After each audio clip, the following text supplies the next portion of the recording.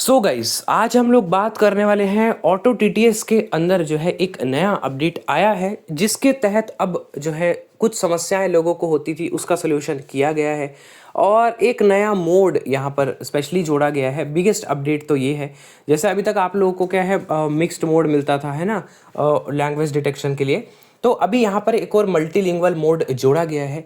Mix mode के ही पापा जी हैं ये, मतलब इसका ही थोड़ा सा अपग्रेडेशन जो है इसमें किया गया है। तो क्या है ये मोड, कैसे काम करता है, इसके क्या नए ऑप्शंस है, सब कुछ आपको बताऊंगा। तो आपको वीडियो को पूरा एंड तक देखना पड़ेगा, इसके लिए बिना एंड तक देखे थोड़ी पता चलेगा। तो वीडियो में लाइक ज़रूर कर देना भाई, आपका एक लाइक हमको मोटिवेट करता है, तो जल्दी से लाइक करो। सभी के साथ इस वीडियो को शेयर भी कर दो ताकि इन्फॉर्मेशन सब तक पहुंच सके।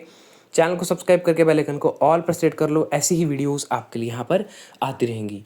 मैं उम्मीद करता हूँ कि आप इस वीडियो से कुछ ना कुछ ज़रूर सीखेंगे। तो चलिए फ्रेंड्स वीडियो को स्टार्ट करते हैं।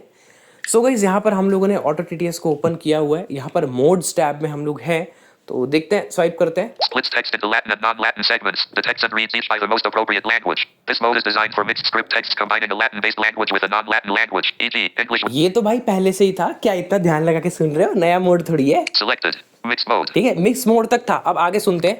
Not selected. Multilingual mode. Experimental. Radio button. ठीक है, अब गाइस यहाँ पर एक चीज लिखी हुई है, इस पर कृपया गौर करें दोस्तों कि ये एक्सपेरिमेंटल है, अभी तो नया नया है। अभी इसमें अगर कुछ समस्याएं होती हैं तो ऑटो टीटीएस को कृपया ना कोसें, क्योंकि उसने तो बेचारे ने पहले से लिख दिया एक्सपेरिमेंटल। तो इस बात का आपको दोस्तों विशेष ध्यान रखना है कि आपको कुछ समस्याएं आ सकती हैं, अटक शटक सकता है, बीच में कुछ हो सकता है, तो ऑटो टीटीएस को कृपया ब्लेम ना करें। इतना अच्छा है दोस्तों, अपडेट दे रहे हैं इतने अच्छे अच्छे। Splits text into per language segments. Detects and reads each by the most appropriate language. Because it analyzes the text in detail, this mode may be slower and is less effective for very short texts. It is designed specifically for mixed script content combining one or more Latin-based languages with one or more non-Latin languages, e.g. English with Hindi and Urdu. Guys जिसने simple सी बात बोली, आपको इतना advance जो चीज़ें हैं उसमें घुसने की जरूरत नहीं है।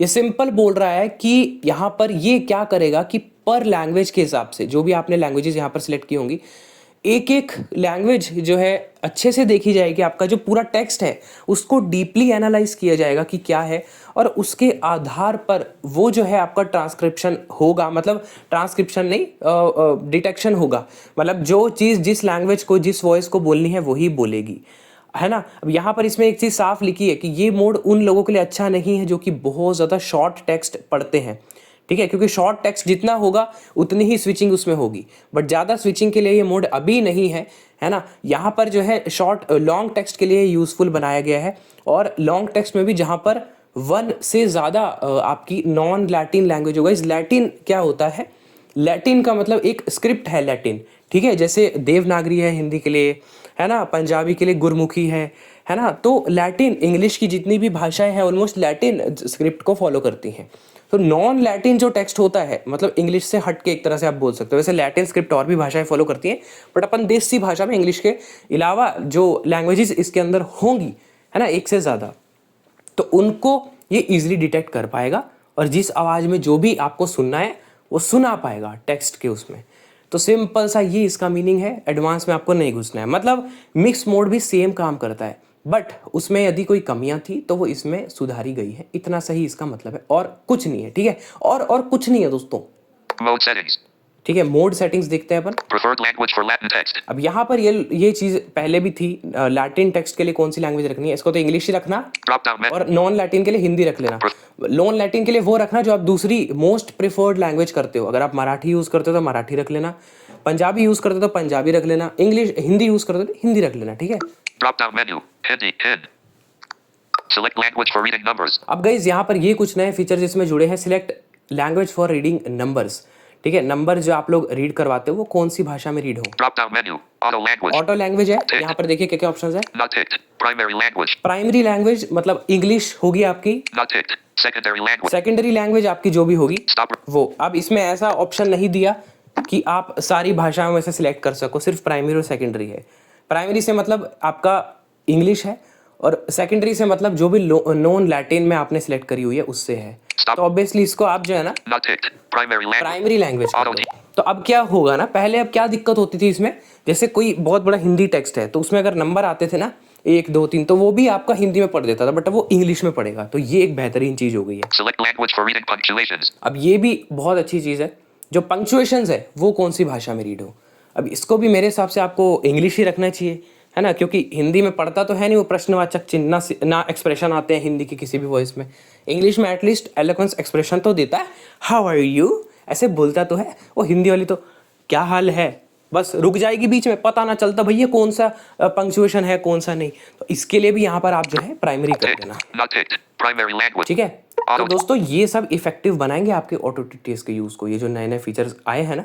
Other options. अब अदर ऑप्शंस में एक ही ऑप्शन है जो कि कुछ काम का नहीं, फिर भी सुन लो। Not ticked. Supports multilingual text with locale spans. Tick box. Local spans का मतलब यहाँ पर क्या होता है, जो एक तरीके से इंटरनेट के थ्रू वॉइसेस काम नहीं करती, जैसे गूगल टीटीएस में मिलती है ना कुछ लोकल कुछ ऑनलाइन वाली, तो मल्टीलिंगुअल मोड उनके लिए भी सपोर्ट करे। इसको तो आप ऑन कर ही देना, ठीक है, ऑफ मत रखना। अगर दिक्कत आती है तो ही ऑन करना वैसे, बट हाँ दिक्कत नहीं देगा, ठीक है। तो ये छोटू सा फीचर था।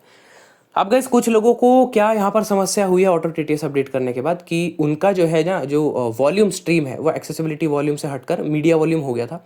तो अगर आपको ऐसी दिक्कत आई है तो आप एक बार Select एडवांस टैब में चलिए, Advanced. चलिए मेरे साथ चलिए एडवांस Page टैब। 4 of 5. नहीं नहीं Stop गिराऊंगा recording. आपको, अरे ऐसे टक्कर नहीं लगवाता मैं। Auto.